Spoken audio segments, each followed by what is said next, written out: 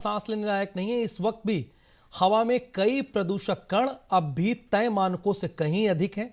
यही वजह है कि सावधानियां बरतना बहुत जरूरी है। पूर्वानुमान के मुताबिक शनिवार और रविवार को हवाएं धीमी रहेंगी, जिसकी वजह से प्रदूषण में इजाफा हो सकता है।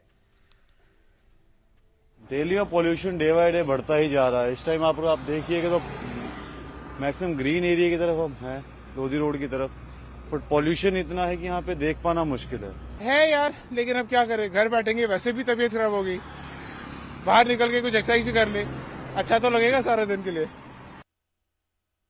बिल्कुल, आवेश उस्मानी इस वक्त हमारे साथ फोन लाइन पर मौजूद है। आवेश, थोड़ी बारिश के बाद, हल्की बारिश के बाद क्या दिल्ली का मौसम अभी भी अच्छा नहीं हुआ है? अभी भी वहाँ जो हवा है वो आप नहीं उसको इस्तेमाल कर सकते, सांस नहीं ले सकते, ऐसी उसमें कुछ प्रदूषक तत्व ज़्यादा है? बिल्कुल, साफ तौर पे दिल्ली की अगर हवा की बात करें तो अभी भी सीवियर कंडीशन में बनी हुई है कई इलाकों में। और अगर ओवरऑल एयर क्वालिटी इंडेक्स की बात करें तो वेरी पुअर कंडीशन जो है वो है, यानी 350 के पार जो है दिल्ली में एयर क्वालिटी इंडेक्स आज सुबह में भी दर्ज किया गया। इसके अलावा दिल्ली के कई ऐसे इलाके हैं जहाँ पर 400 के आसपास एयर क्वालिटी इंडेक्स दर्ज किया गया। हवा की गति जो है वो बहुत ज़्यादा धीमी है, कोहरा भी हो रहा है, ऐसे में पोल्यूशन जो है वो जमा हुआ है दिल्ली में, बहाव उसका बहुत कम हो रहा है। हवा का अगर बहाव तेज़ होगा तो पोल्यूशन जो है वो दिल्ली से जाने में आसानी होगी।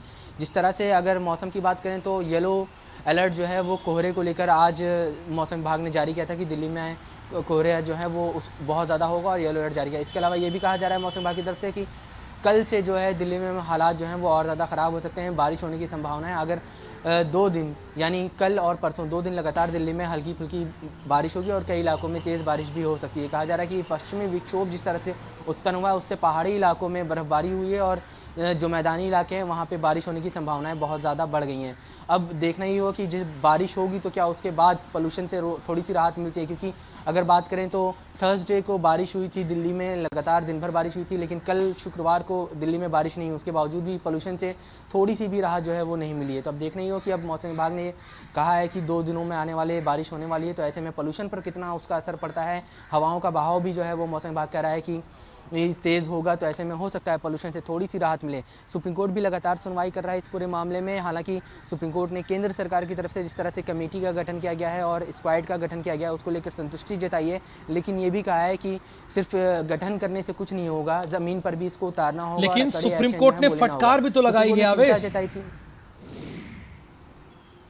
जी बिल्कुल, सुप्रीम कोर्ट लगातार फटकार भी लगा रहा है और वो ये कह रहा है कि हमारे जो दिशा निर्देश हैं, जो आदेश हैं, उनका सही तरीके से अनुपालन जो है वो नहीं होता है। कमेटियां बना दी जाती हैं, समितियां बना दी जाती हैं, लेकिन वो फिर सिर्फ दफ्तरों में ही बैठती हैं और ज़मीन के ऊपर कोई काम नहीं होता। इस बार केंद्र सरकार की तरफ से आश्वासन दिया गया है कि जो 5 सदस्यीय स्क्वाड बनाया गया है और जो कमेटी बनाई गई है वो ज़मीन के ऊपर जाएगी और लगभग 40 स्क्वाड जो हैं वो अब हो चुके हैं जो दिल्ली एनसीआर के रीजन में काम करेंगे। सुप्रीम कोर्ट ने थोड़ी सी संतुष्टि जताई है, लेकिन ये भी कहा है कि हम इस जो पोल्यूशन का मामला चल रहा था, इतने दिन से लगातार सुप्रीम कोर्ट हियरिंग कर रहा था, कहा है कि इसको अभी बंद नहीं कर रहे हैं, इसका नज़र रखे रहेंगे। लेकिन राज्य सरकारों और केंद्र सरकारों से कहा है कि जो दिशा निर्देश सुप्रीम कोर्ट की तरफ से दिए गए थे उनको पालन करना होगा। एक दिलचस्प वाकया ये भी हुआ सुप्रीम कोर्ट में, उत्तर प्रदेश सरकार की तरफ से ये कहा गया कि जो कमेटी है उसने सिर्फ 8 घंटे मिल चलाने की इजाज़त दी है। ऐसे में गन्ना किसानों को बहुत ज़्यादा नुकसान हो रहा है। 48 घंटे जब तक बॉयलर गर्म नहीं होता है तब तक वो सही से काम नहीं करता है। इसके ऊपर सुप्रीम कोर्ट ने पूछा कि कितनी